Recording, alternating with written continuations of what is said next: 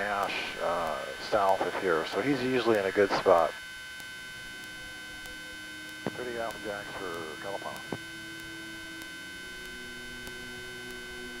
So as long as the trade wind's below, it all goes down the Kahu Desert, and it'll make its way over Mauna Loa and into areas around Kona.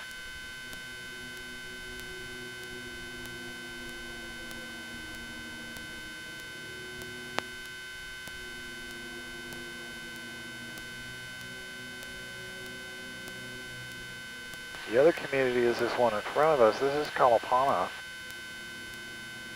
That was once a beautiful green lush community, and then it was destroyed in the 1990s when the lava tube here opened up and sent multiple flows to the town.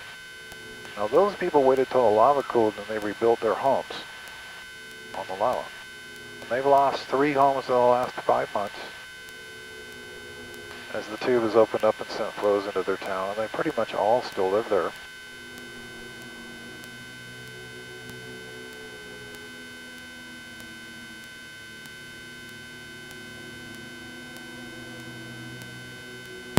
So the guy up on the hill, is that where he lives? Is down in there? Yeah, now he's living down here.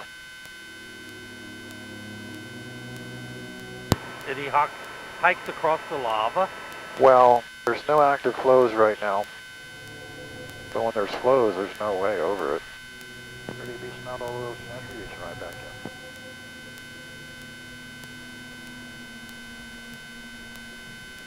.475 acres of new shoreline have been added along, right along here since 1983.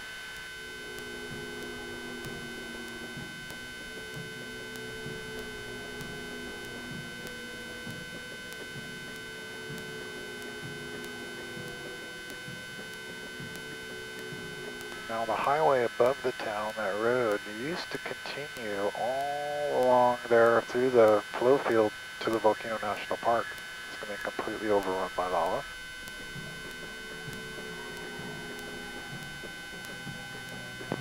Old steam gets you back in, 900.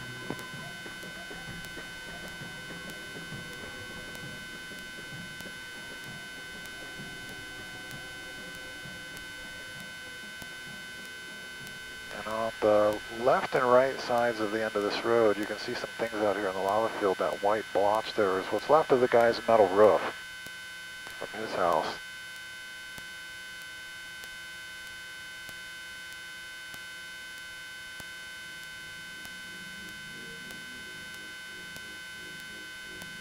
And those people are no longer under evacuation order. They can remain there.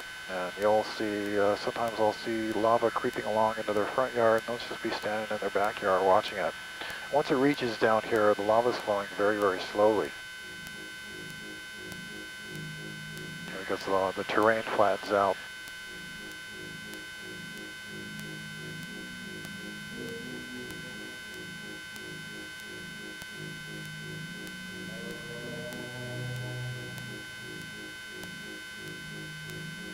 On the poly, I'll let you bed it up to 2.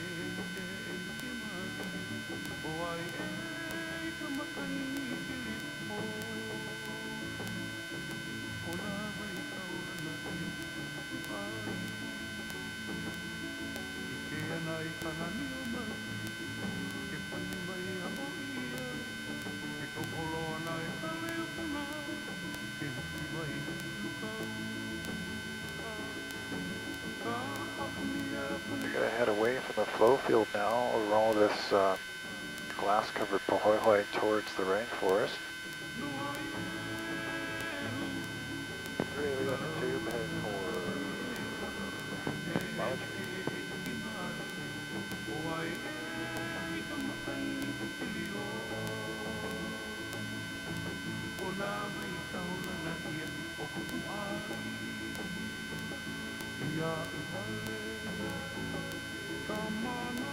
Now, the first peoples to arrive on these islands, the first inhabitants, came from the Marquesas Islands over 2,000 miles south of us.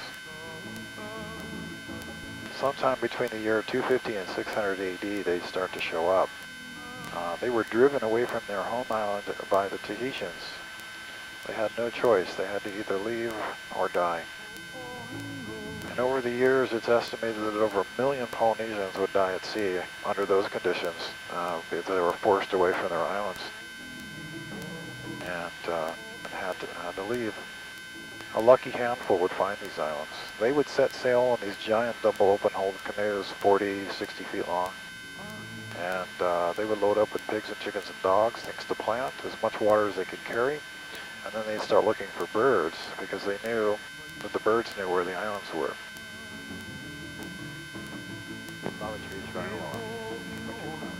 And then they'd study the ocean swells. When a swell encounters an island, it changes its shape.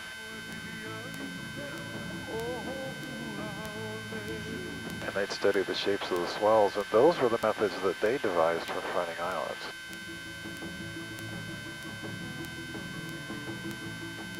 And there were a few groups that had elders on board that managed to chart the journey in the stars when they made it here, and they actually made a couple of round trips. And it's postulated that when those elders passed on, that when they died, that their knowledge was lost, and it would be thousands of years before, or hundreds and hundreds of years rather, before anyone would attempt to leave the islands again. They would live in the New Stone Age here all the way until the early 1800s. They had no knowledge of how to work metal. The Europeans would show up here. 1778 was the first documented contact with the Europeans when James Cook showed up.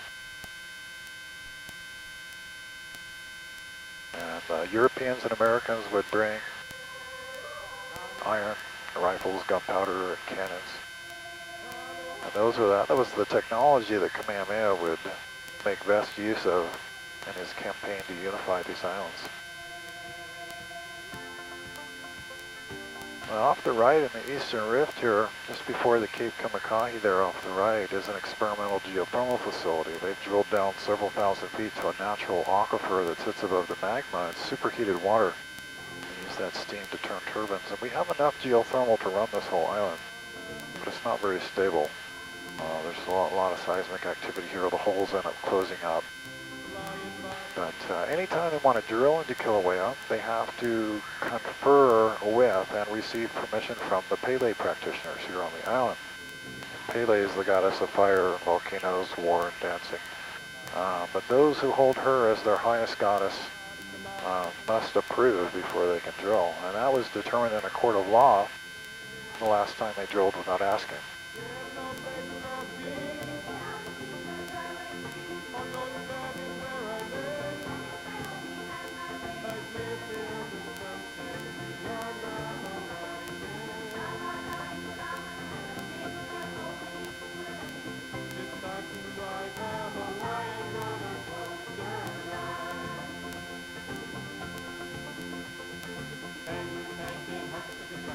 This is the town of Pahoa here off our right. A lot of orchid farms in Pahoa.